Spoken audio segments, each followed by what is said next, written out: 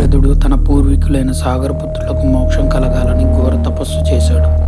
బ్రహ్మదేవుని అనుగ్రహంతో గంగాదేవి భూలోకంలో అవతరించేందుకు అంగీకరించింది. ఆమె ఉగ్రవేగాన్ని భూమి తట్టుకోలేదని తెలిసి భగీరథుడు శివుణ్ణి ఆరాధించాడు. శివుడు గంగాదేవిని తన జటాజూటంలో నిలుపుకొని ఆమె వేగాన్ని నియంత్రిస్తానని చెప్పి గంగాదేవిని తన జటాజూటంలోకి రమ్మని పిలిచాడు. ఆ గగన గంగా ఇలా కుదిగి వచ్చెన కనులార్పణం. ఆ గగన గంగా నటరాజుని జటాజూటిలోకి చేరెన ప్రణమార్పణం. ఆ గగన గంగా నాయద కోవెలకు చేరుకొనెన హృదయార్పణం. ఆ గగన గంగా కోటి కోరికలను మోసుకొచ్చెన తనువార్పణం. ఆ గగన గంగా తన బాధ్యతలకై ధరి చేరెన ప్రాణార్పణం.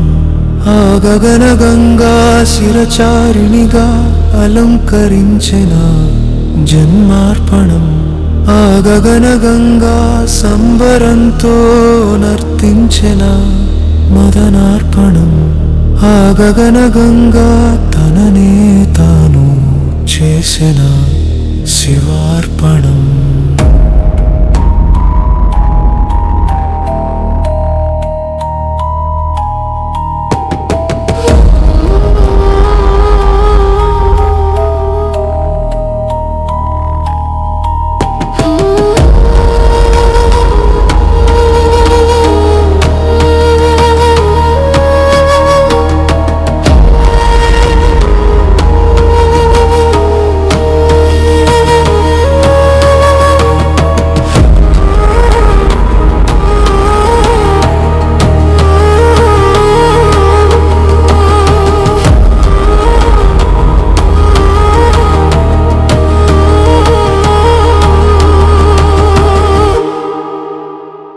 ఆ గగన గంగా శివనామమై ప్రవహించెన నామార్పణం.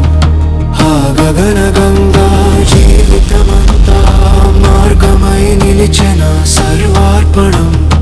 ఆ గగన గంగా అహంకారమును కడిగి వేసెన వినయార్పణం.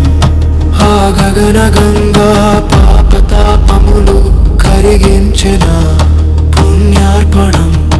ఆ గగన గంగా శివనామమై ప్రవహించెన